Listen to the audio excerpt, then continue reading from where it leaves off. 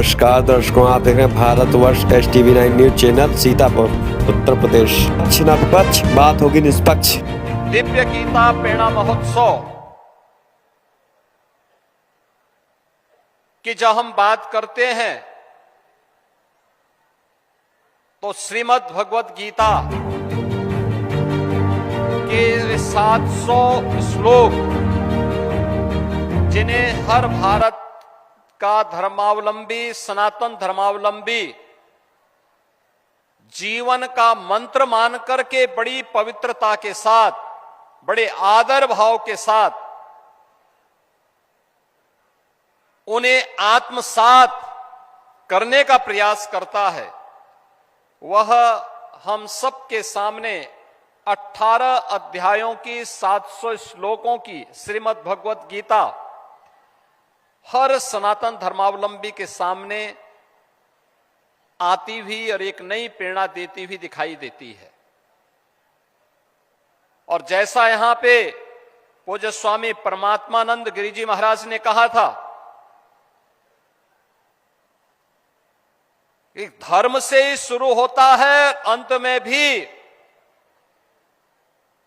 उसी मर्म के साथ वह अपना विराम भी लेती है।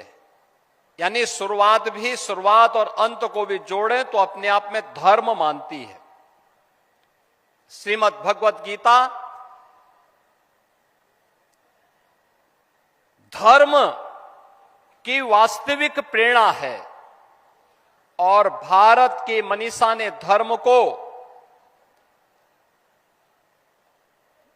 कर्तव्य के साथ जोड़ करके देखा है। हमने धर्म को उपासना विधि मात्र नहीं माना है,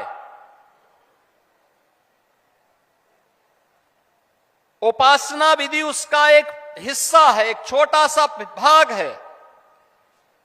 वह हर व्यक्ति अपने अनुसार, अपनी आस्था के अनुरूप, अपने पंथ, अपने संप्रदाय, अपने उपासना विधि के अनुरूप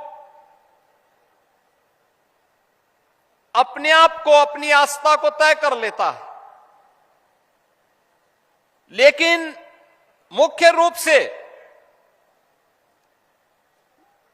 धर्म हमारे यहां जीवन जीने की एक कला है और इसे ही हमने वे ऑफ लाइफ के रूप में कहा है।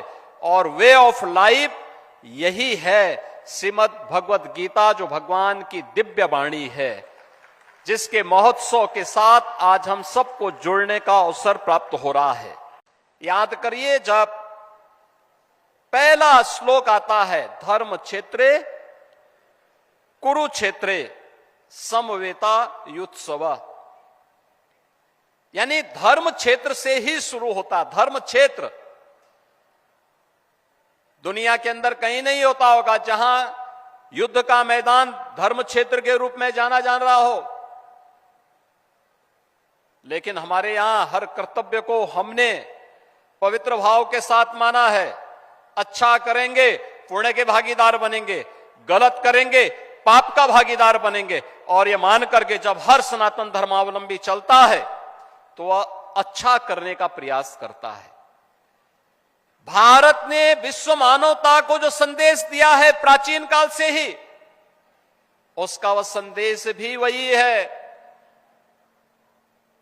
आप याद करिए ना, हमने कभी नहीं कहा कि मैं जो कह रहा हूं यही सब कुछ है। हमने कभी ये नहीं कहा कि हमारी उपासना विधि ही सर्वश्रेष्ठ है। हमने सब कुछ होते हुए भी कभी भी अपनी श्रेष्ठता का डंका नहीं पीटा। जो आया उसको शरण दिया, जिसके ऊपर विपत्ति आई उसके साथ खड़े हो गए, जिसके सामने कोई चुनौती आई उसकी चुनौती का सामना करने के लिए सनातन धर्मावलंबी उसके साथ सहयोग के लिए खड़ा हो गया। अन्याय नहीं होना चाहिए, जियो और जीने दो की प्रेरणा अगर किसी ने दी है तो अब भारत की भूमि ने दी है।